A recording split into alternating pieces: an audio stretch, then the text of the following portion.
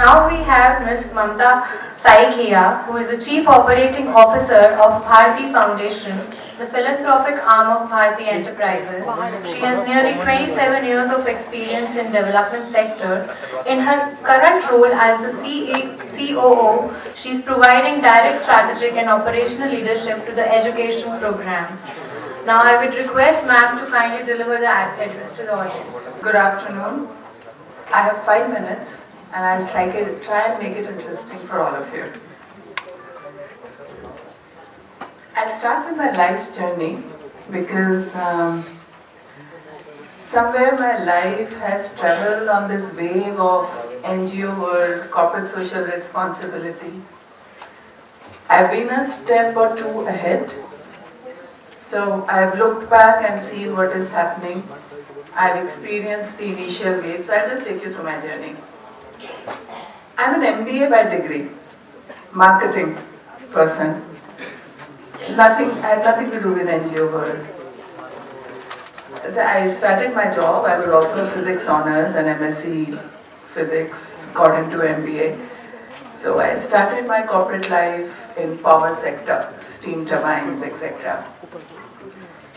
In 2 years, steam turbines, gas turbines, they stopped talking to me and I had this strong desire to do something with my skills. Comes along an opportunity called CRY. How many of you know about CRY? I hope most of you do. So they were looking at starting a fundraising unit. Now I'm talking 1993, I'm fairly antique. So I joined CRY.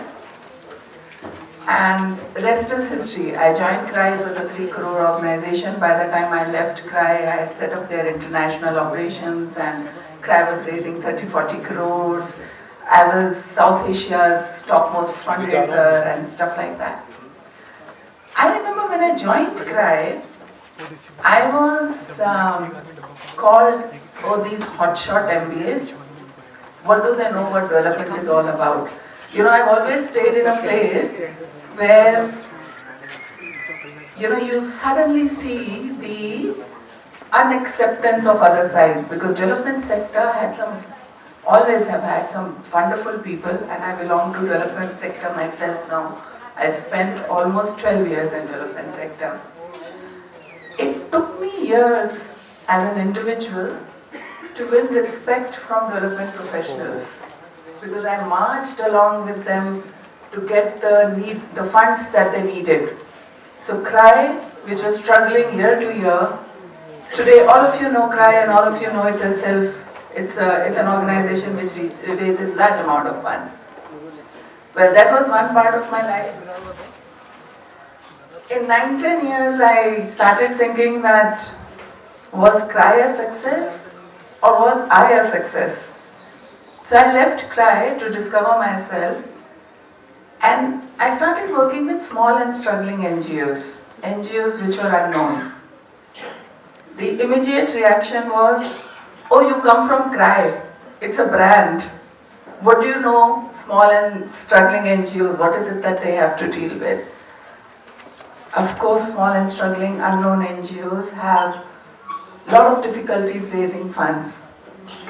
I think most of my learning happened in those 3 years when I was working with small NGOs. Of course, CRY was also a small NGO when I joined them.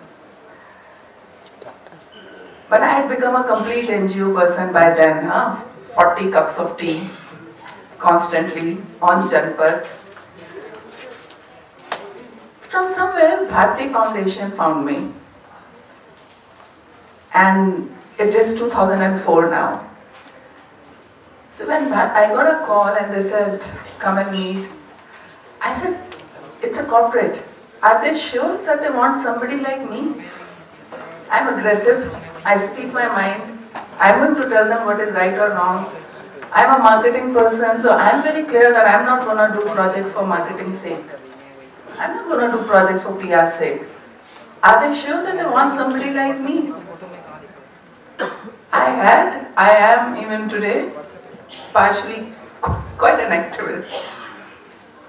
So well, much credit to the Mittal family to hire somebody like me. Now what Bharti Foundation started its work way beyond CSR came in. And I remember the initial 2 years when when I was in the NGO world, I brought corporate and NGO world together when I was teaching CRY how to raise money from corporate sector. What is the language that corporate sector understands, being an MBA.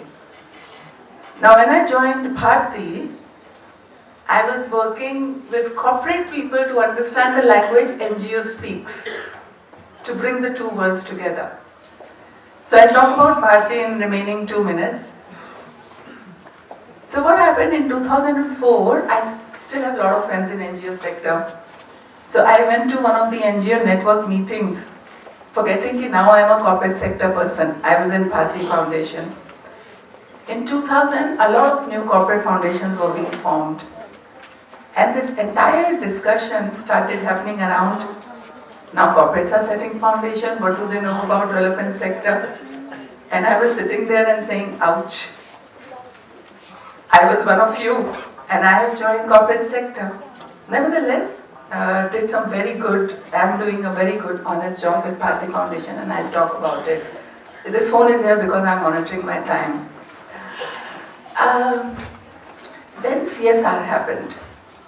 And I saw my life history or journey being played out. So there were NGOs getting worried, would we get money or not? Of course, corporates are setting their own foundations because they are hiring people like us who can be a bridge between hardcore corporate guys and NGO sector. Need a bridge. Are there worries? Are NGOs worried? Yes, they are worried.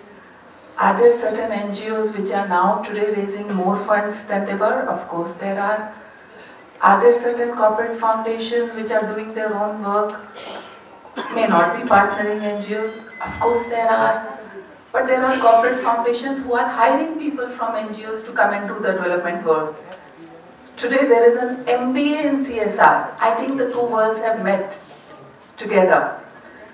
So how I see coming years is, the NGOs and corporate foundation will be on different places in the spectrum. The qualifications, quality of people would become similar because now I was among the first wave of MBAs who joined NGO sector. Now you hear so many MBAs. I'm not saying MBAs are the best people in the world. It's my personal mission. I go to MBA institutes and try and make human beings out of MBA graduates. But we have people from various sectors coming together and joining either corporate foundations or NGOs. The only advantage that corporate foundations would have is perhaps they would have reassurance of funds, which NGOs will continue to struggle with. So one of the things that I always request corporate foundations to do is to prime move innovation, to experiment, because people who have funds or reassurance of funds, they have to innovate and let's say have the freedom to fail. So I've got a notice to conclude, although I have 1 minute. So quickly to tell you about Bharti Foundation, we run over 250 schools which are completely free of cost and only for underprivileged children, and they are only in the villages of a country. They are not only free of cost, a child just has to walk in, uniform, notebook, textbooks, pencils, crayons, shoes, everything is taken care by us. We make sure that there isn't a barrier for an underprivileged child, 50% girl child, 75% SC, ST. So we have a negative selection criteria. We're taking learnings from our schools and taking good practices into government schools. Today we have worked in over 2,000 government schools. Again, we spend our own money. We have very good teams we are an NGO sector now. The foundation is an NGO sector. Most of them come from very good NGOs. They learn a lot in Bharti Foundation and they go and join very good NGOs at very good positions. The university that is being set up by Bharti Foundation, it is still, people are getting together, people are joining it. It is not directly, I'm not directly associated with it. So, but what I know for sure is that this university is a free of cost university. It would be for underprivileged children, bright students. It would have a variety of courses, technical, graduation, humanities, commerce, etc. In Bharti Group, foundation purposes, we don't charge a single paisa, and we're trying to do a good, honest job in the foundation. Thank you.